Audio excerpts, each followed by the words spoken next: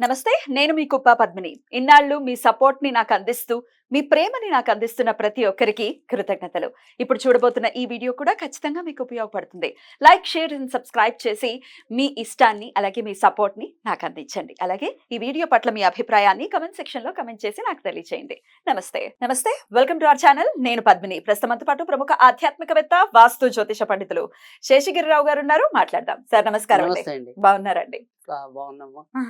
మీ సమయాన్ని మాకు ఇస్తున్నందుకు చాలా చాలా కృతజ్ఞతలండి. వెల్కమ్ టు రెడ్ టీవీ భక్తి. Thank you. మన ప్రేక్షకులందరికీ కూడా ఆ భగవంతుని పరిపూర్ణ ఆయుర ఆరోగ్య ఐశ్వర్యాలను ప్రసాదించాలని కోరుకుంటున్నాను.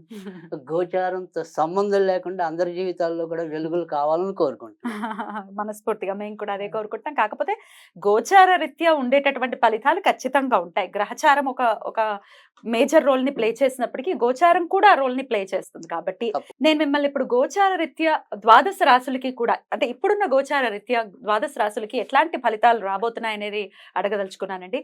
ఒక పక్క శుక్ర కుజ శనులు కలిసి ఉన్నారు కుంభరాశిలో. అలాగే బుధుడు, రాహు అలాగే రవి కలిసి ఉన్నారు మీనరాశిలో. మేజర్ గ్రహాలు అంటే 6 గ్రహాలు ఇంచుమించు ఒకే దగ్గరలో ఉన్నటువంటి పరిస్థితి. ఇట్లాంటి గోచార పరిస్థితులు ఉన్నప్పుడు ద్వాదశ రాశుల మీద ఎలాంటి ఇంపాక్ట్ ని చూపిస్తుంది ఒక్కసారి మీ ద్వారా? తప్పకుండా. అంటే ఇక్కడ మనం ఏదైతే ఇప్పుడు ఈ సంయోగం అంటాం, గ్రహాల సంయోగం అనుకోండి, అది ఒక్కొక్క బిందువులో వారు ఇంకా దగ్గరగా ఉన్నప్పుడు దాని ఫలితం అనేది ఇంకో రకంగా ఉంటుంది. అయితే ఇక్కడ మనం మాట్లాడాల్సింది ఏంటంటే కనుక ప్రతి ఒక్కరి మీద ఒకే రకమైన ప్రభావం అనేది ఉంటుందా అనేది కొంతమందికి వస్తుంది. అంటే ఇప్పుడు సపోజ్ ఒక అశ్విని నక్షత్రంలో పుట్టిన వారు కొన్ని లక్షల మంది ఉంటారు. అవునండి. సో ఈ గోచారాన్ని ఎంత వాళ్ళకి కరెక్ట్ చేయాలి అనేది అందరం మనం నిరంతరం తప్పించే విధానం. ప్రశ్నార్థకమే అది ఎలా ఉంటుంది అనేది. సో ఇక్కడ ప్రత్యేకంగా మనం మాట్లాడుకోవాలంటే కనుక 3 విషయాలు ప్రతి రాశిలో కూడా మున్ముందు, అంటే సమీప ఒక 2-3 నెలల భవిష్యత్తు కనుక తీసుకుంటే కనుక కనీసం ఒక 3 నెలలు వివిధ కోణాల్లో ముఖ్యంగా వచ్చేప్పటికీ ఆరోగ్య సమస్యలు పెరుగుతాయి. ఒకటి ఎవరెవరికండి చెప్తా. సో ఆరోగ్య సమస్యలు అనేది పెరుగుతాయి. తర్వాత ఎవరైతే ఈ కొత్తగా గర్భం దాల్చి ఉంటారో, అంటే రీసెంట్ అనుకోండి, వాళ్ళకి కూడా ఒక్కోసారి గర్భస్రావ ప్రమాదాలు ఉంటాయి. తర్వాత రెండోది, ఎవరికైతే క్షణికావేశం ఉంటుందో ఆ షార్ట్ టెంపర్తో చేసే నేర ఘోరాల సంఖ్య పెరుగుతుంది. సో అందుకని ఖచ్చితంగా ఈ 2-3 నెలలు కూడా ఏ రాశి వారైనా ఎంతో కొంత జాగ్రత్త తీసుకోవాలి. స్ట్రెస్ఫుల్ లైఫ్ ఉంటుంది 2-3 నెలలు. 2-3 నెలలు. సో అది ఎలా ఉంటుంది అనేది ఒక్కొక్క రాశిని బట్టి చెప్దాం. తప్పకుండా.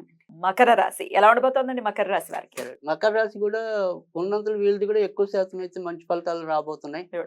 సో ముఖ్యంగా ఎలాంటి విషయాల్లో మంచి ఫలితాలు రాబోతున్నాయి అంటే కనుక, ఒకటి, వీరు ఏదైనా సరే విదేశాలతో ముడిపడి చేసే వ్యాపారాలు ఉంటే ఆ వ్యాపారాల్లో పైకి రావటం అనేది, అంటే ఎగుమతులు దిగుమతులు.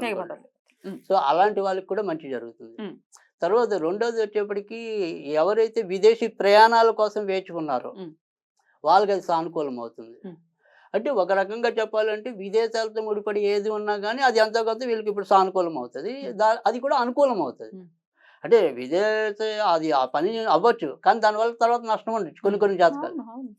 సో అయింది అనేది తాత్కాలిక ఆనందంగానే, అయ్యాక ఒక్కోసారి బాధ కూడా ఉండొచ్చు. కానీ ఇక్కడ అలా కాకుండా వీళ్ళకి కొంత ఆనందం కూడా దానివల్ల, లేదా అభివృద్ధి దానివల్ల లభించడం అనేది కూడా కనిపిస్తుంది. తర్వాత రెండోది వచ్చేప్పటికి ఏంటంటే, ఎవరైతే ఈ ఉద్యోగాలు చేస్తున్నారో ఆ ఉద్యోగాల్లో ఉండే వాళ్ళకి మాత్రం అక్కడ వీళ్ళ పై అధికారులు ఎవరైనా కానీ, అంటే పై పొజిషన్లో ఉండేవాళ్ళు, మగవాళ్ళు అయితే ఆడవాళ్ళు, ఆడవాళ్ళు అయితే మగవాళ్ళు, వాళ్ళ విషయంలో మాత్రం కొద్దిగా జాగ్రత్తగా ఉండాలి. ఇంకా కానీ వీళ్ళు చేసే అలాంటి ప్రమేయం లేకుండా అందరిది ఒకటే పద్ధతి అనుకుని ఉండే వ్యాపారాలు కానీ ఉద్యోగాలు కానీ అక్కడేం సమస్యలు రావు. సమస్యలు ఎప్పుడు వస్తాయి అంటే కనుక, ఈ సీజన్లో ఎవరైతే మరి ఉంటారో వాళ్ళకి ఆడవాళ్ళు అయితే మగవాళ్ళ ద్వారా, మగవాళ్ళు అయితే ఆడవాళ్ళ ద్వారా కొద్దిగా చిక్కులు ఏర్పడతాయి. సో కనుక అక్కడ ఒక చోట జాగ్రత్తగా ఉంటే చాలు. వాక్కు స్థానంలో ఇన్ని గ్రహాలు ఉండడం, 4 గ్రహాలు ఇంచుమించుగా ఉండటం ఎట్లా చూడొచ్చు? అంటే ఇక్కడ వాక్కు స్థానంలో ముఖ్యంగా వీరికి జరిగే మేలు కూడా అదే. అంటే జనరల్గా ఇక్కడ మనకు వచ్చేవాడికి ఏంటంటే, మకర రాశి ఒకటి, కుంభరాశి ఒకటి, కన్యా రాశి ఒకటి, వీళ్ళు కొద్దిగా ఫస్ట్ వృషభ రాశి కూడా ఉమ్. వీళ్ళు మొదట అయితే కొద్దిగా రిజర్వ్డ్ ఉంటారు ఎలాగైనా. తర్వాత తర్వాత కలుస్తారు. తర్వాత బాగా అల్లుకుపోతారు. ఉమ్. తర్వాత ఒకసారి ఒకళ్ళ దగ్గర వీళ్ళు మంచి పేరు తెచ్చుకుంటే అంత తొందరగా చెడగొట్టుకోరు కూడా. బట్ ముందు కలవటం అనేది కొద్దిగా టైం పడుతుంది. టైం పడుతుంది. కొందరికి సిగ్గు ఉంటుంది, కొంతమందికి మొహమాటం ఉంటుంది, కొంతమందికి ఎందుకులే నాకనుకునే గుణం ఉంటుంది. అబ్జర్వ్ చేయడం కొంతమంది ఉంటుంది. ఎలా ఉంటారో చూద్దాం అది ఇట్లాంటివే ఉంటాయి. ఉంటాయి అవును. ఉంటాయి. సో ఉమ్. అలాగా వీళ్ళు కొద్దిగా మొదట్లో అయితే స్టార్టింగ్ ట్రబుల్ ఉంటుంది. ఉమ్. కానీ ఇప్పుడు ఏంటంటే ఏవైతే పరాక్రమ గ్రహాలు ఉన్నాయో ఉమ్. అవన్నీ వాక్స్థానానికి రావటం వల్ల కూడా ఉమ్. అందుకే ఇక్కడ ఇప్పుడు ఏదైనా సరే మకర రాశికి కూడా మేలు జరుగుతుంది అనేది అందుకే. అంటే ఇక్కడ మనం ఏదైనా సరే ఈ కమ్యూనికేషన్ ఇవాళ ఏ రంగంలో అయినా సరే కమ్యూనికేషన్ అనేది It's చాలా important. Important. Yeah, yeah. So ఆ కమ్యూనికేషన్ ఇప్పుడు వీళ్ళకి డెవలప్ అవుతుంది. దాన్ని వీళ్ళు సద్వినియోగం చేసుకుంటారు. ఉమ్. Beautiful. సో కనుక వీళ్ళకి మంచి జరుగుతుంది. కానీ ఏదైతే ఈ కమ్యూనికేషన్ స్థానంలోకి వచ్చేప్పటికి ఒక్కోసారి మనం ఈ దుష్ట గ్రహాలు అనేవి కూడా ఉంటాయి కదా! ఇప్పుడు అంటే సపోజ్ ఏదైతే మరి మకర రాశి ఉందో ఆ మకర రాశికి శని మంచివాడు అవుతున్నాడు అక్కడ. కానీ అదే కుజుడు చెడ్డవాడు అవుతున్నాడు. చెడ్డవాడు. సో అందుకని ఒక్కోసారి బంధువుల దగ్గర కన్నా స్నేహితుల దగ్గర కన్నా బయట వ్యాపార తాలూకు ఎవరైతే ఉంటారో వాళ్ళతో కొన్ని చిక్కులు అయితే ఏర్పడడానికి అయితే ఉంటుంది. కానీ ఏదైనా కానీ అవన్నీ ఇప్పుడు 10 మంది ఉన్నారనుకోండి, ఇలాంటి ఏవైతే చిక్కులు ఉన్నాయో అవి ఏదో 2-3 ఉంటే కానీ మేజర్ ఆఫ్ పీపుల్కి అయితే మకర రాశి వాళ్ళకి కూడా మంచి జరుగుతుంది ఇప్పుడు. అయినప్పటికీ చేసుకోవాల్సినటువంటి అంటే పరిహారాలు ఏమన్నా? ఎవరు కూడా ఏదో ఒక కర్మ అంటే ఇప్పుడు సపోజ్ ఒక్కొక్క కర్మ తాలూకు పనుము మనం ఒకేసారి అదే రోజు చూసేది ఉంటుంది, ఒక్కో రోజు ఇంకో నెలల తర్వాత చూసేది ఉంటుంది. కనుక ప్రతి ఒక్కరు కూడా ఏదో ఒక కర్మ ఇవాళ కాకపోతే రేపైనా అనుభవిస్తారు, లేదా నిన్న అనుభవించి వచ్చి ఉంటారు. కరెక్ట్. సో కనుక ఈ కర్మ అనేది ఎప్పుడు ఏదో రూపంలో వెంటాడుతుంది కాబట్టి చేసుకోవటంలో తప్పులేదు.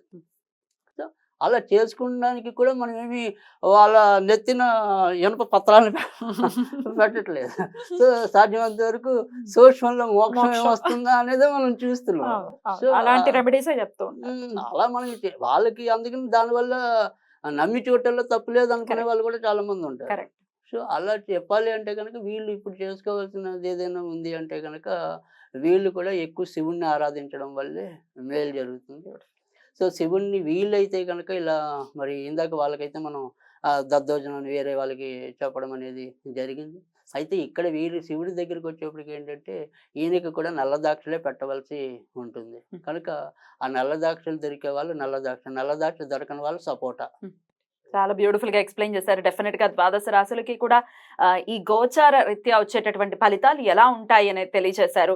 అలాగే రెమెడీస్ కూడా చెప్పారు, రాశి వైజ్ కూడా చెప్పారు. కాబట్టి అందరికీ కూడా ఈ 2 నెలలు చాలా బ్యూటిఫుల్ గానే వెళ్ళాలని మనస్ఫూర్తిగా వెళ్ళాలని మనకు కూడా కోరిక. తప్పకుండా మీ సమయం ఇచ్చి మాకు ప్రెడిక్షన్స్ ని తెలియజేసినందుకు చాలా చాలా కృతజ్ఞతలండి. నమస్కారం. Thank you.